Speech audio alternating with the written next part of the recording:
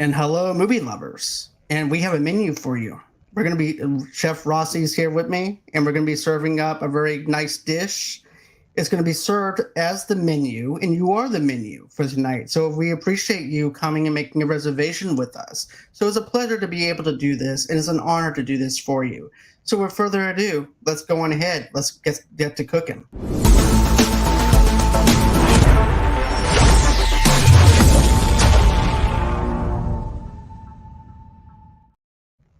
Hey, Rossie. Hey, John. Hey, guys. And tonight we're actually going to be talking about the menu. This movie came out, of course, in 2022. This also had a budget of $30 million. It made $79.6 million at the box office, which is not that much, but it's been the most talked about movie on HBO Max back in January. So, I definitely enjoy this film for what it is. And basically, if you guys don't know about what this is about, it's basically about this person named Foodie Tyler, who's actually Ledford and his date, Margaret Mills, travel by boat to Hawthorne, an exclusive restaurant operated by celebrity chef Julian Solik. So the first thing I need to say is this. If Lord Voldemort and Gordon Ramsay had a child, this Right. would be him. Absolutely. Absolutely. This guy, I thought about that too when I saw him, and you get to the island. And before we even get there, we're going to start with our first snack, okay? So on the boat, they're going to serve us. We're going to first have our lemon caviar served on a raw oyster shell, okay? Or on a raw oyster. And it's a mignette. And just to let you guys know, a mignette is garlic, shallots, and vinegar. So we're going to have our first taste on the boat, okay? Yum. Yes, So yeah. yes, But you know what though? I like the fact that they actually have only 12 characters in this movie to where it doesn't seem too convoluted, where they have right, like oversaturated with different characters. So you were able to right, keep up with each character. And I was actually shocked to see John Leguizamo in this movie right, and things like that. So I definitely love the fact that we have him in this movie. This movie is fantastic. absolutely, But yeah, the other guests are attending the dinner are Leon Bloom, a food critic, her editor Ted, wealthy regulars Richard and Anne Lebernet. right. Washed up movie star George Diaz, his personal assistant Felicity Lynn, business partner Soren, Dave and Bryce, and Solik's alcoholic mother Linda. Absolutely, absolutely. And just to let you guys know, like this is an awesome cast. I didn't know John Leguizamo was in it. It's an odd cast, because you don't figure them all being together, and then throwing John Leguizamo in there was just awesome surprise. He plays the movie star, of course. We have Anya Taylor-Joy, who's Margot. We have Ralph Fiennes. He's Chef Slowick. Nicholas Holt is Tyler. Hong Chao is or Cha is Elisa, and we love Elisa. I love her in this part as his right hand woman, Chef's right hand woman. And then we have Judith Light, who is Angela from Who's the Boss, is our older couple. And so I love getting on the boat, going to that island. You kind of get what's going to go on with this. We've seen many movies like this, but I was pretty excited for the menu. And you go to this beautiful island and you enter this beautiful restaurant, this box of a building, and it's absolutely beautiful. But what did you think when we're entering the restaurant and the doors or whatever it is, the wall closes behind you? It's like we're locked in with these people, and we're Yes, the people that's eating with them, absolutely. where we become the people that are witnessing this with them and trying to figure this out with them, and we're along for the ride. That's what it feels like to be. It feels like Right, we are the customers, and this chef is going to be serving us. Therefore, we actually make ourselves feel just as exciting as they are. absolutely. So that's something I really liked about it. Also, too, this also reminds me of a darker Hill's Kitchen with Gordon Yes. Ramsay. Absolutely. You But definitely get that. The chef's a genius. Um, Walking in there and Tyler and Margot. And by the way, guys, just to let you know, this meal is $1,200 a plate. So it's the elites that are coming here, okay? And you find out there's some people here like Lillian Bloom, who's a food critic, who's been there many a times. You know, the older lady and her husband's been there 11 times. Margot being there, we'll find out it's just something odd about that, because she ends up not being them. But I love the intro. You do feel like you're in a restaurant. You go in, you sit down, and us as the audience, I felt like I was excited about what are they going to serve? What is it going to be? So I was looking forward to the menu. Same. And then also too, we also have Alyssa who knows that Margaret was not Tyler's designated guest for Right, the evening whenever they were on that island, when they were right, showing how to preserve things and stuff like that too, before we get over to the restaurant. Then also you see the quarters that the chefs actually sleep in together. right, I'm only going to touch on this briefly, and then we'll touch back over into the restaurant area because right, that's where our main focus is at. Then you get to see another scene where you actually see how they carry their meat and how they preserve their meats, and how right, if meat is not taken care of, it could actually kill you. right, And she goes into the scientific facts of how meat, if you're going ahead and cook bad meat, how it can kill you. Then it goes into the restaurant scene, and nobody's also allowed to go into the chef's house either. So that's right, also another thing too that happens. right. But Absolutely. Yeah. Everything is so yeah, respected. The food, the like John said, the meats, everything is respected, and everything that you're eating comes from this island. You know, the ocean, the land. So yes, and so they set that up and let us see that before we enter the restaurant. right. And when you see Margaret and Tyler and stuff like that, you see that she's trying to get to know him. And I'm like, Right. okay. Whenever I was first introduced to her and him, I'm like, okay, so are they co-workers, or are they Yeah. not that because of the fact they don't give you a lot of background on them? So you're Right. trying to figure this out. So are they co-workers?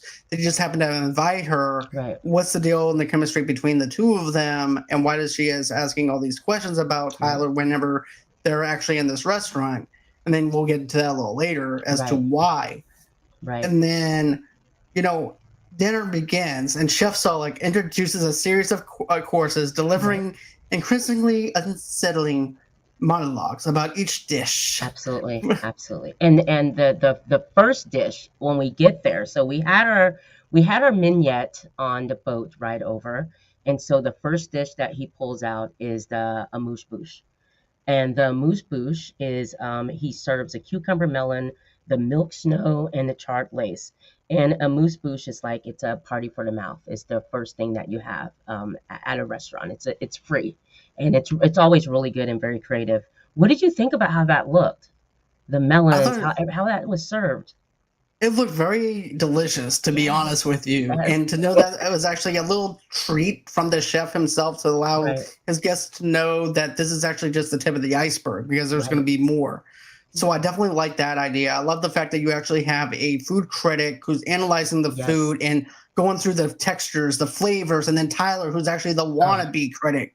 right, And I'm like, we'll get into him a little later, but right, he's like, and then he's trying to describe how they actually cook their stuff and the utensil, the stuff that they use to prepare the food.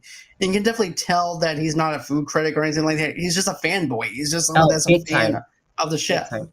Absolutely, he is. And he's and here's one thing, guys, just to let you know.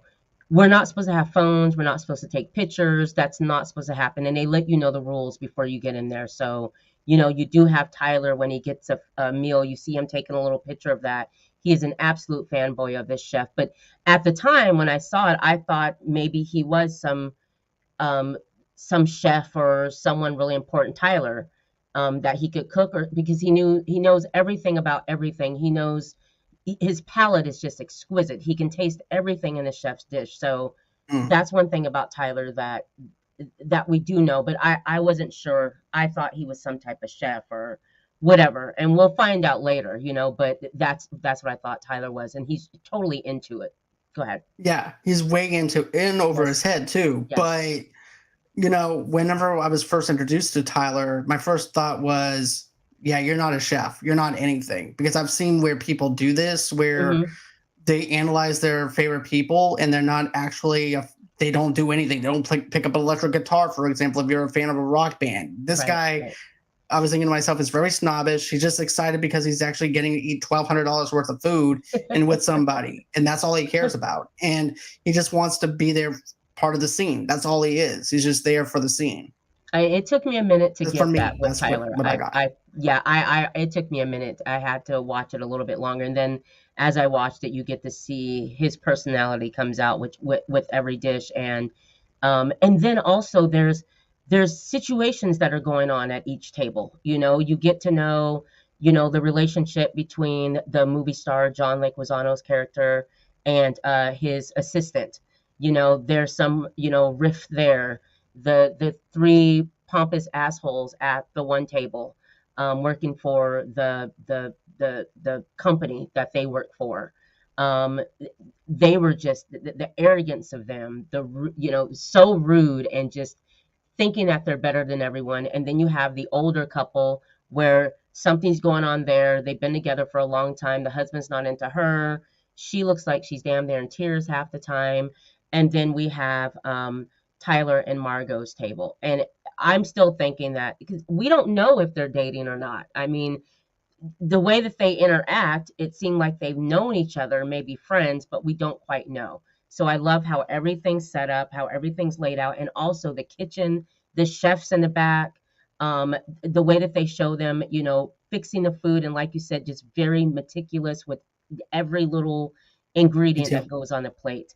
Awesome, absolutely awesome. Yes. I definitely like how they are so glued in and so in tune with what they're doing. Right. And they can see that this is actually a work of art with their food. Yes. And then I like how, okay, so then the chef winds up saying, well, our next plate is going to be, how some restaurants winds up giving you bread. Well, Right. not here. Now we're going to have no bread. No and bread. Tyler's like, is this a bit? Is this really happening right now? What do you Right. mean that there's no bread? What do we eat? And then even the food critics are doing that too. They're like, what the hell is going on here?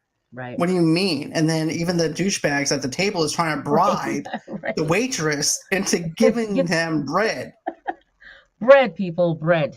Right. But when you go to a restaurant, you get bread. They give away bread. And Chef explains the reason why there is no bread. Because, he explains that bread is something that peasants ate back in the day when they dipped it in wine. Jesus broke bread with everyone. It's for common folk. And being that they're not common folk, that's why he was like, they're not getting any bread. But he did serve, it was some type of foamy bread that they served, and it was like little bits of grain or whatever that they made into a foam. He served that, which was really weird, interesting, pretty. It looked like a little palette of paint, but that's what I liked. It was really beautiful. It looked like paint, and everyone's kind of confused.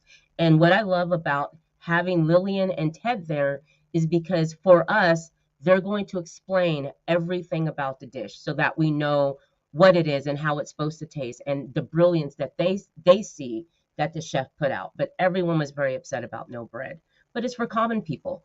So, and also really quick, the whole bread thing, there's a point where the chef is kind of staring at Margot a lot, and he's always just really tuned into her because you find out that she too she's a common folk, you know what I mean? So we'll get to that, but I just wanted to put that in there. No bread. You see, with Margot's character, I think that she's like us, Yes. where she doesn't know what to expect from this chef. She doesn't have any idea, and everybody's thinking, "Oh, he's artistic," Right. and he goes, "No, he's just an asshole." Right. And so she's basically saying what we think as an audience who's watching this and viewing this and sitting at this table with them, because I Right. actually do feel like I'm sitting at this table with Yes. Tyler and her. Right.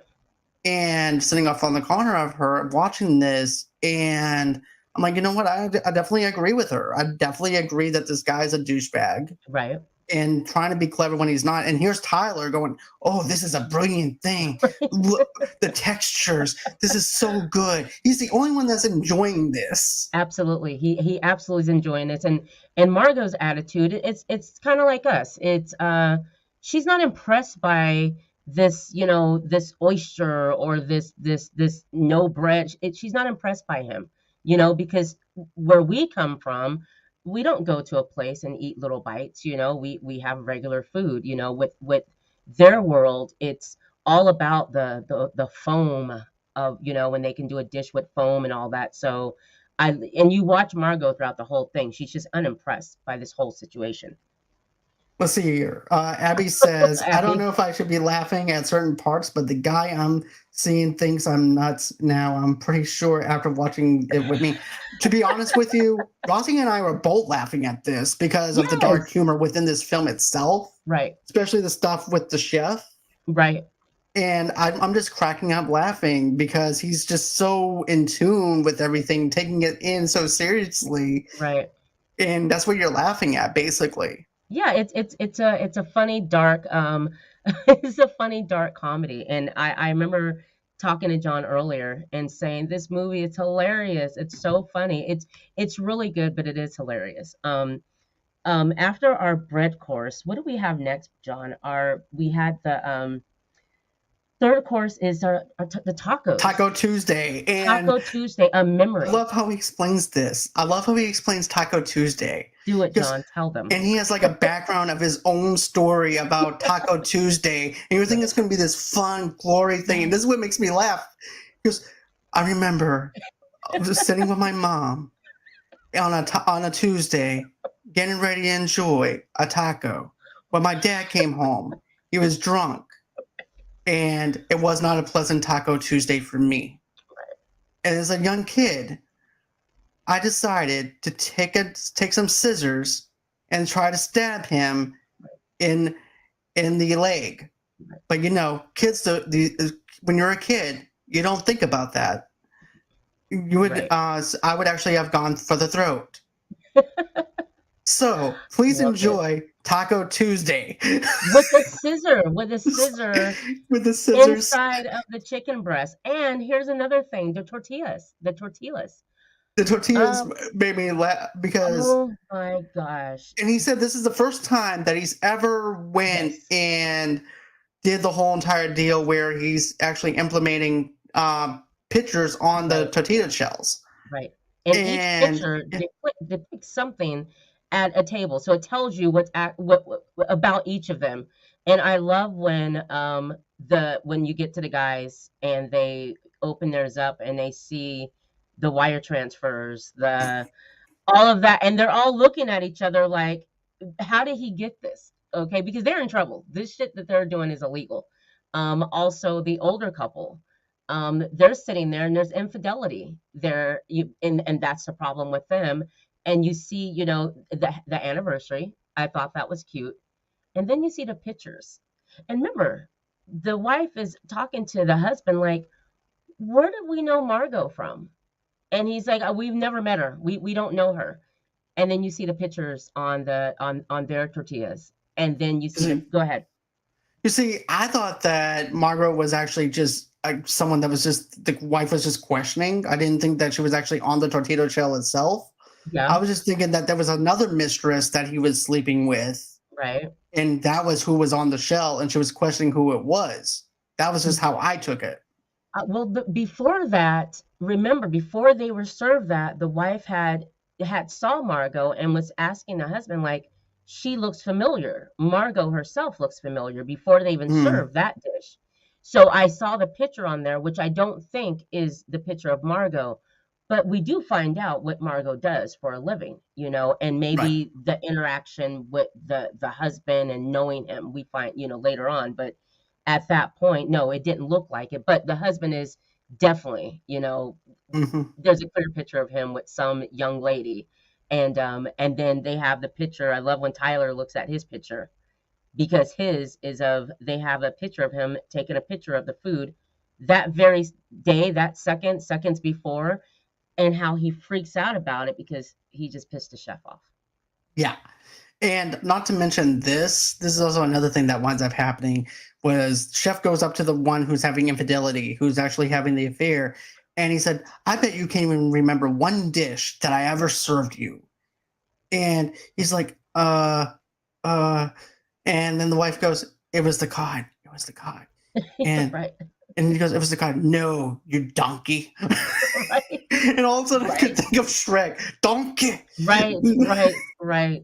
Because they've been there 11 times. That couple had been to that restaurant 11 times, and you've been there that many times with this world-renowned, amazing chef, Gordon Ramsay, and you can't remember what Gordon Ramsay fed you each time you've come.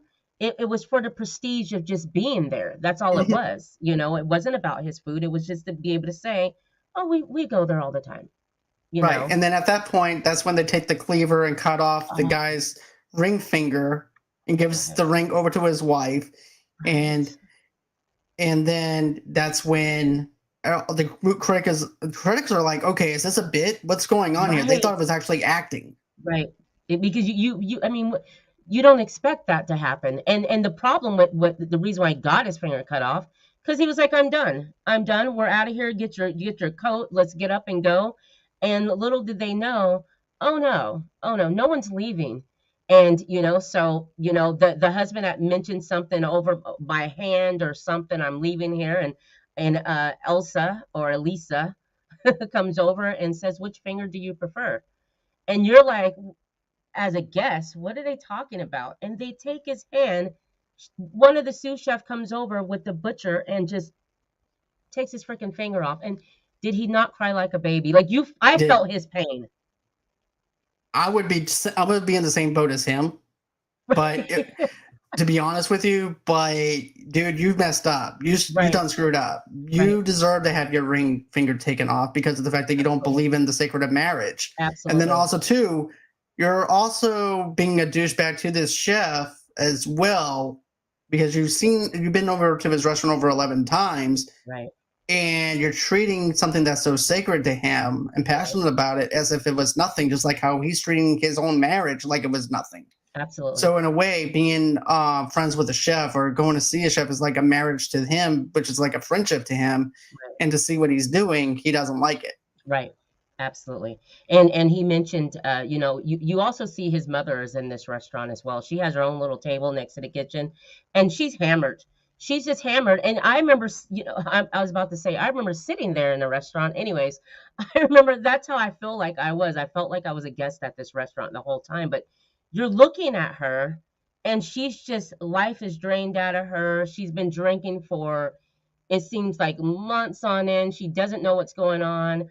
And I remember just looking over, and you see Tyler or Margot or the people looking over like, What's this about?" And then he explains, when he talks about Taco Tuesday, about his family, his mother, and basically his mother's not crap anyways, because I mean she wasn't a great mother at all. And he explains Right. that later on. That's why she's there.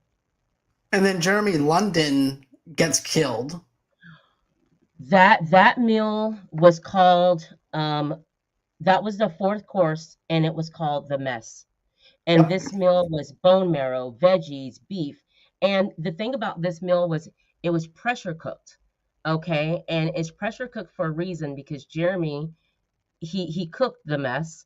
And John's going to tell you a little bit about Jeremy and the mess, and tell him how they prep for the mess. Okay.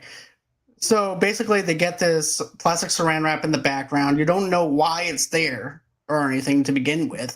He calls Jeremy up to the front and he says to Jeremy, he said, "So, you think you're the better chef than I am, chef?"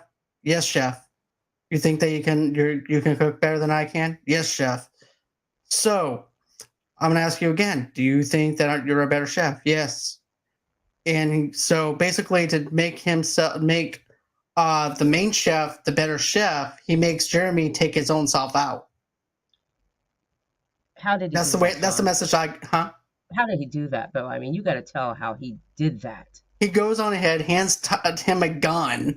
He takes the gun, shoots himself in the, puts it in his mouth, blows his brains out. Right. Brains go splashing onto the back of the plastic saran wrap. Right. They take the saran wrap down, wraps Jeremy London up, and takes him out. And then I'm like, ooh, That was okay. that was so just, I wasn't expecting that. Like, I knew something was going to happen, but that's something I was not expecting. And when that happens, the climax of the film happens. I mean, everyone's freaking out. You still were. I mean, I'm thinking, is this a show? There's no way this chef just shot himself.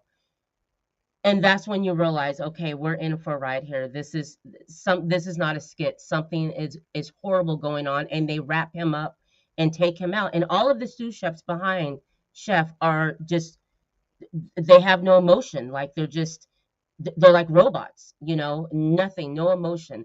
But that was freaky. I wasn't expecting that. That just shocked. Yes. And then for the fifth course, which begins with, then there's also another thing that happens within this, though, too. Hawthorne's Oh, right. angel investor, Doug Barrick, to whom Solek had to relinquish ownership for the restaurant to stay afloat during the COVID-19 pandemic, is then drowned. Right. They got him hung up over the ocean, attached some some angel wings, beautiful angel wings to him. He's portrayed as the fallen angel. And they all look, and they're looking out because this is a glass restaurant, okay? So they're seeing him hang from whatever helicopter, whatever the hell it was, and he's just lowering him down. And this was his investor, and drowns him. And he did that for a reason. He's offended by people that don't appreciate what he does, doesn't don't appreciate the food, what the lengths that he goes through to create. And the investor had said some horrible things and wanted to direct him on how to do his menu, so he had to go. And you realize, oh my God, that like this chef is a psycho. He's an Mm-hmm. absolute psycho. I mean, He's he's Lord a psycho. Voldemort. Of course he Yeah, is. yeah, he's psycho. Yeah, that scene was, that was so messed up, drowning that man. It Like is. you see the bubbles. You Mm-hmm. see the And then bubbles. he goes, I like how he looks at the window. Is quiet. It's quiet. Quiet. Quiet. Yeah, but yeah, and Love the but way I he also like how they tease the angel wings, though, too, because you see it coming outside the window, Oh, and then you're right, like, "What the hell is this up for? What's going right, on? What's up with the angel wings?" And when you see it, it's so right, grotesque, it shocks you. But yeah, right. the little thing will go, it's so quiet. It's quiet. Hear that? It's really quiet. But yeah. He's doing it right too. When you guys watch this film, you're gonna think back at John doing this, and you're gonna be like, he was dead on, because that's exactly how. Right. And he whispered that, he really did. So, I mean, so that was our we had our palate cleanser, Hmm. which is a wild bergamot and red clover tea. Somewhere in there, though, we're getting to man's folly, Hmm. They are. and yeah, Then after that winds up happening, we have the fifth course, which right, begins with Solek allowing himself to be stabbed by Catherine, a female employee whom he sexually harassed. The right. female guests dine with Catherine while the male guests are given a chance to escape. Now, this is what makes me laugh. Hilarious, This yes, this this scene cracks me up right, right, because it's like, okay, you're a dumb bunch of assholes. We're gonna go on ahead and let you run, and we're just gonna sit back and watch you get captured. right. That's just like typical women. I'm just going to say it. The women will allow us to go on ahead and be like, look, you guys are dumb enough to go ahead and run. Go Run. and have fun. Go ahead, run. Go I love on. when I love when Tyler's just standing up there, like he's, because at this point Tyler thinks that the chef is just impressed by him and all this stuff. So Tyler's like not running. Tyler just stands there, and chef looks over and it's like, you can run too. And then Tyler takes off, and so they're all running because they're given a chance to escape. They can leave, and But I but love we're how the running like we're gonna finance. escape, dude. I like how the finance people. The guy is actually the first one to get like a 5-second head start before everybody Yes, else. they were gone. That was so funny. Before he can say you can escape, he was gone. And then they have the maitre d' who has the timer in his hand, because they play by the rules. They absolutely play by the rules. They give the guys a head start. How they're going to get off this island and escape, I don't know, because you arrive by a boat, but they all are running like they know where they're going, and it's hilarious. And so the timer goes off, and then they send the sous chefs off to go and see if they can find them. And I thought it was funny that the one guy that was in the chicken coop, Hmm. and they had to, it was just a another course that they had served him, and it was like in a gold egg. Do you remember that course? And Yeah. the sous chef goes up to him as he's hiding in the chicken coop, saying, and the next, and we have a little taste of, yes. So I thought that was funny. And the women being in a restaurant, being able to talk to Catherine, the sous chef that was sexually harassed by a chef. And the one lady's like, so are we going to die? And she's like, oh, absolutely. We're all going to die. Everyone's going to die. And we also find out at that point that Margot is actually, her name's actually Erin. It's not Margot. And she's from a small town in Massachusetts. And she's exactly what Chef. She's a commoner. She's like us. She's not like them. And she wasn't supposed to be there. Right. Even he says it though too when she's in the bathroom. He Right. goes, "What's your name?" He goes, "What the fuck difference does it make? What my Right. name is?" And I'm sorry, YouTube. But yeah, but yeah, he's like, "Well, what f difference does it make?" Right. And he said, "You're not supposed to be here."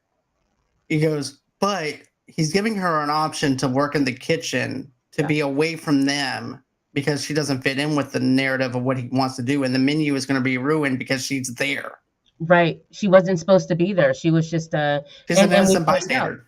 that's it. And she was given a choice. She could be a giver or taker, and he looked at them, the elites, as takers, and her as a giver, the people in the kitchen helping out, sweeping, doing all that, your janitors. And she had two meals, I think, two courses that she Mhm. had enough time to choose whether she was going to go on his side or, stay with him. Right, because in between, Chef said that I'll take 15-minute breaks in between each Right. one so that way you can make up your mind. Right. So he's showing mercy to somebody that's completely an outsider, as Right. if we're actually part of the outside world as well because we're commoners.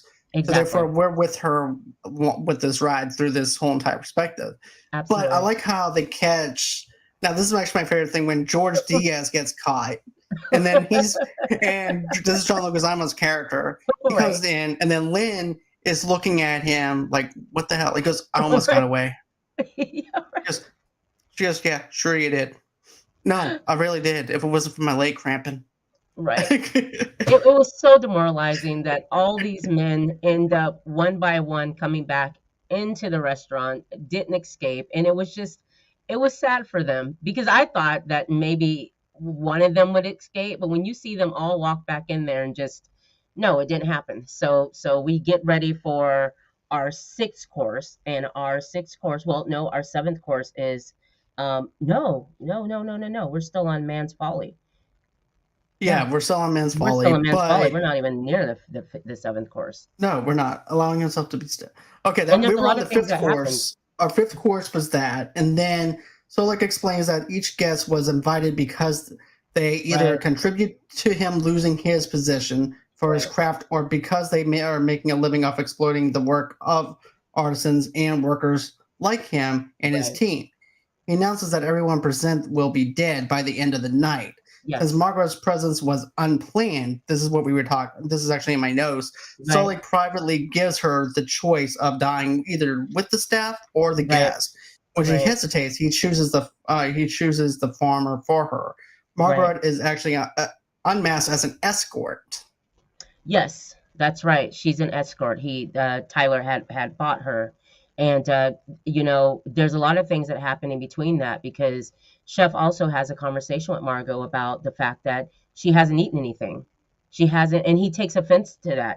She hasn't eaten anything. She's already, has let everyone know, or at least Tyler know, that she's just not impressed by anything. To her, this is not food, and he takes an interest in her because everyone else is like kissing his behind and just oh, everything's great, and she's not doing that. So he knows that she's different, but she totally messes up everything because she's not supposed to be there.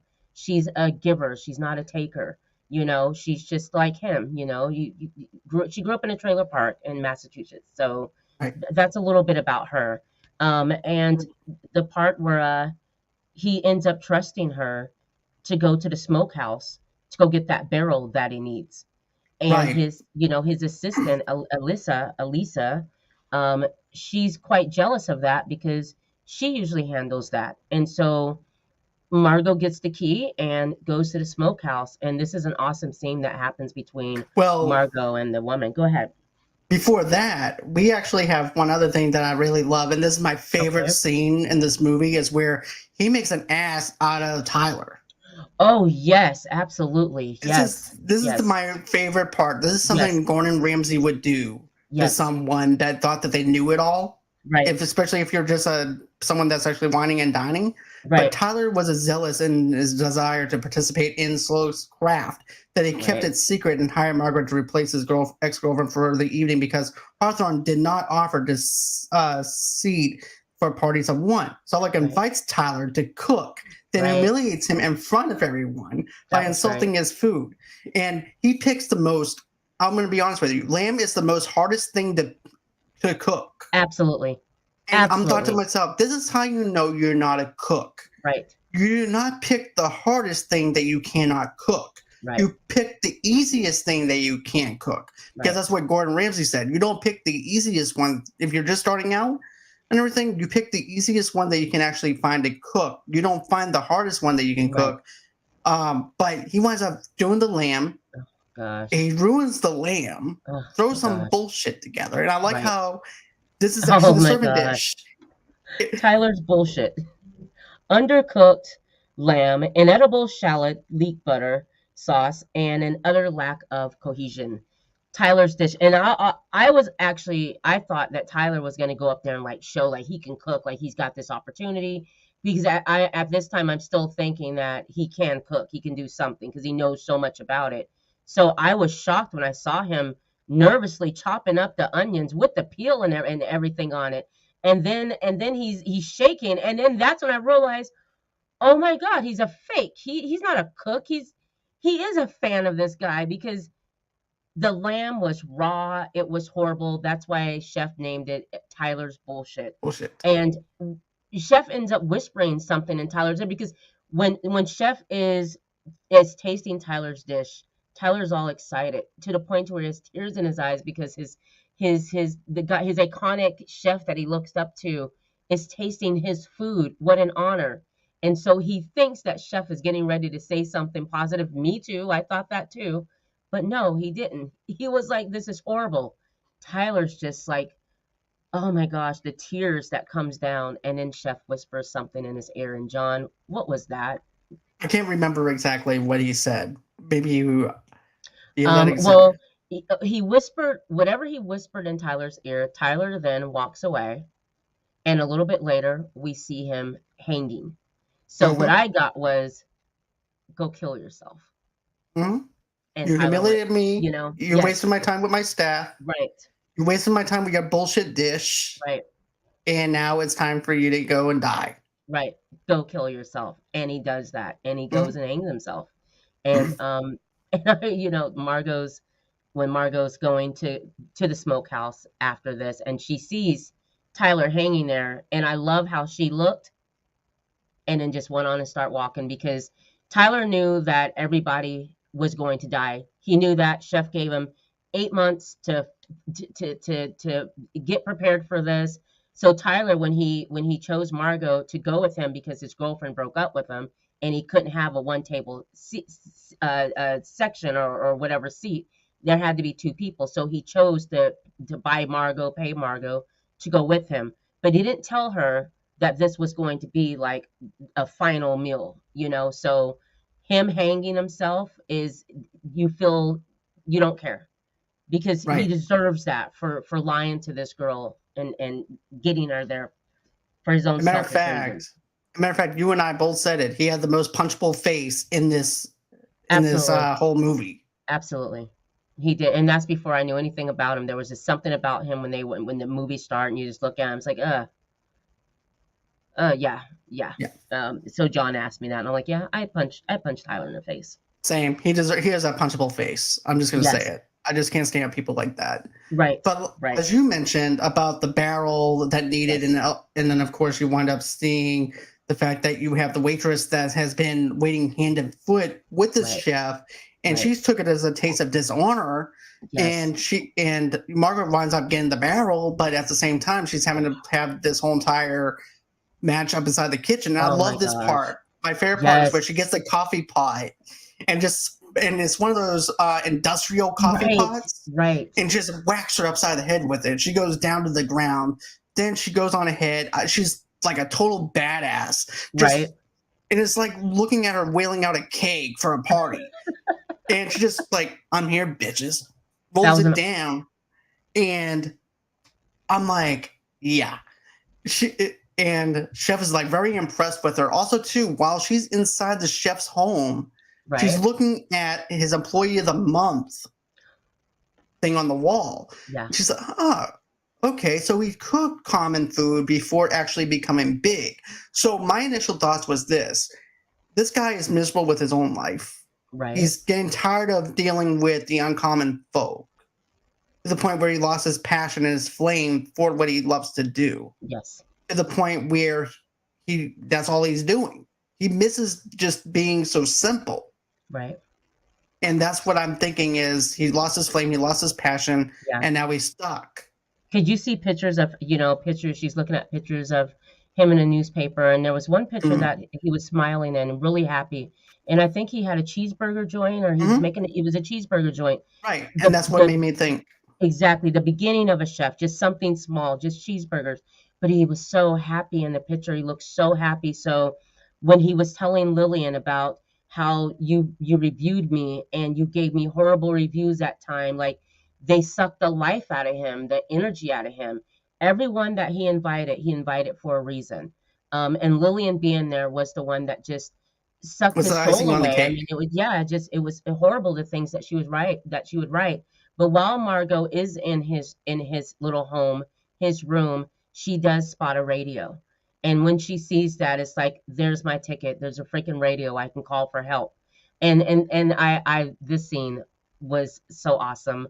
I really love this scene because it was messed up when you find out that what it was.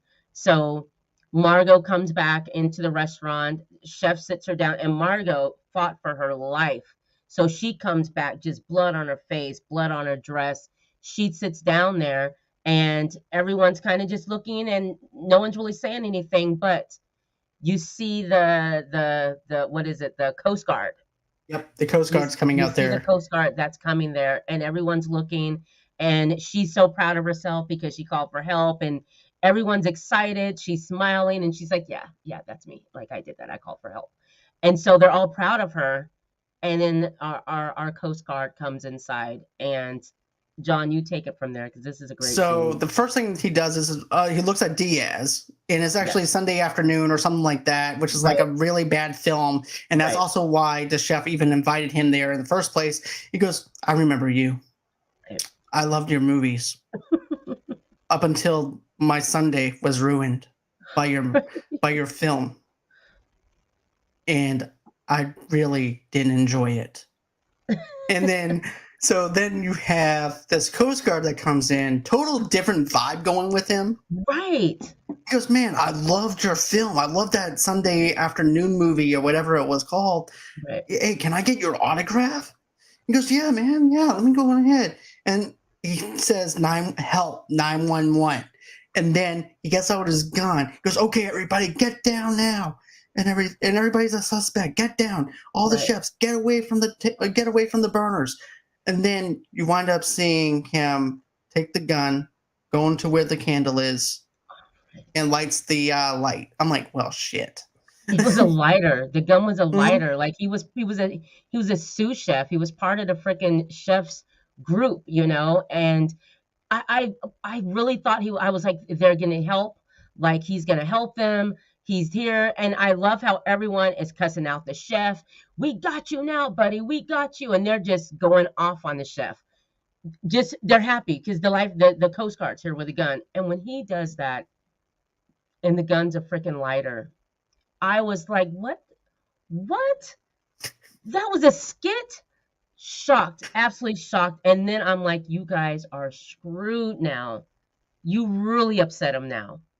And Mhm. so we get ready for our final dish, and we're gonna do s'mores.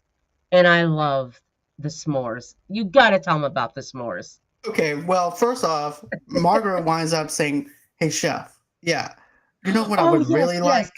I would Yes. love, Thank you. I would love a hamburger. Right. He goes, what kind of hamburger? How do you like it cooked? Medium. Okay. I would like American cheese. American cheese is perfect because it doesn't split. You Right. got, and he goes, all right, can I get French fries? Which kind? Crinkle fries or regular fries? What kind of fries? Regular. Okay. Well, can we do that? Yeah, we still have the fryer on, chef. Okay, good. So they go on ahead. They fry they do the burger. Chef, you Right. could tell the chef is actually in tune with it because the way not Right. only the music but just his passion in his back. And then he gives it to her. He goes, "Can I have it in a to go box?" Yes, you can. Gives her a bag, gives her a gift Right. box, and she walks out. She's Right. like, "Deuces, see ya." And Right. then there's that s'mores thing. Yes. Now he goes, "So our final course of the evening is going to be s'mores," S'mores. and he ends up making human-sized s'mores Oh my out God. of them. That's awesome. It's so And he awesome. puts marshmallows on them, puts his chocolate syrup on them. Guess us, they even give him a going away bag to make it look like they're Right. actually going to leave. But it's Present them with actually checks to pay and all that stuff. right. Yes. Yes.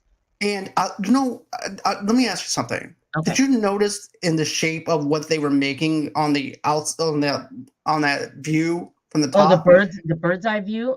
Yeah, No. it was burners. It was a burner. Was it really? Yeah, I didn't think of it like this, but yeah, he made a burner out of those people, basically in the No shape of a way. burner, like you Didn't see on a and they kept stove. showing that view, the bird's eye view, and I just thought I thought the painting, like the way they were doing, but no, I never realized that. Yeah, because once he said that the final dish is going to be a s'more, you can Right. see what it is. It's actually a stove. It looks like Wow. so. He goes, okay, so we're going to make s'mores, but they made s'mores out of them, so therefore they are the dessert. They are the Right. menu, which is why they said everybody's going to die tonight, Right. including the chefs that works Right. with him.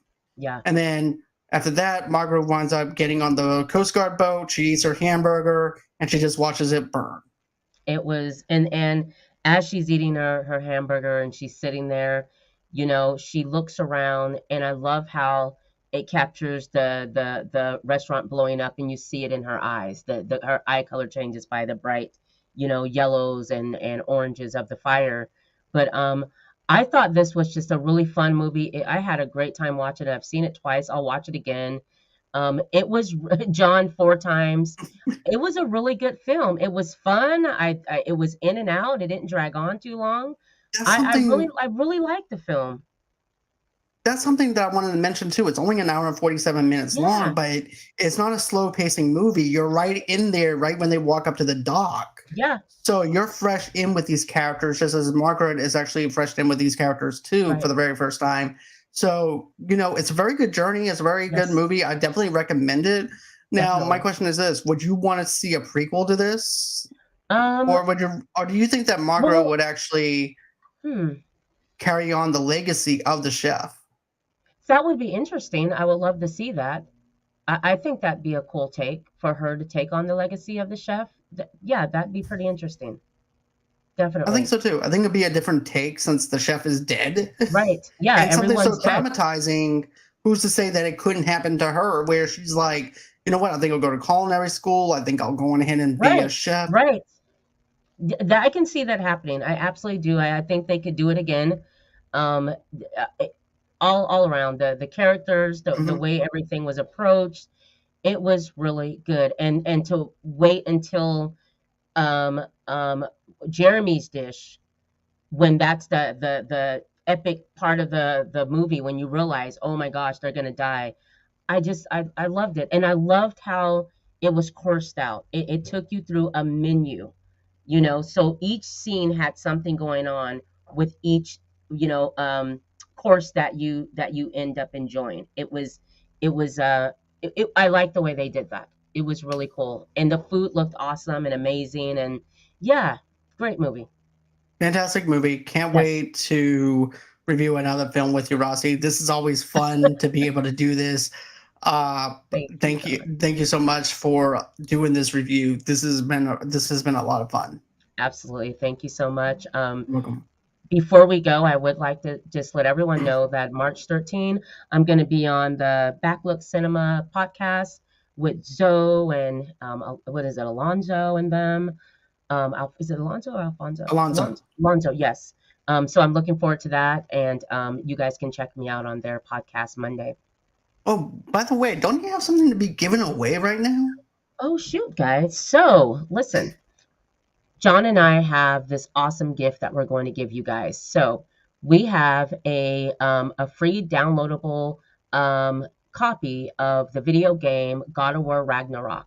So if you have a PlayStation 5, and John, what's the trivia question that we're gonna give to our podcast listeners? What was the fourth meal that was served in the menu? So the fourth meal that was served in the menu, you guys can email movie lovers, movie Unite lovers unite at at gmail.com, gmail.com. or you can email rossietalks at gmail.com, and whoever hits us up first, you'll get that downloaded. We'll send you that code and DM you that. So the fourth course Of that meal. of that So meal, there you go. So there that's you it. go, guys. All Go on right. ahead, get that Ragnarok digital code. Go on ahead, hit us up. And always until next time, guys, have a great and safe night. And we'll see you on the next one. Bye, guys.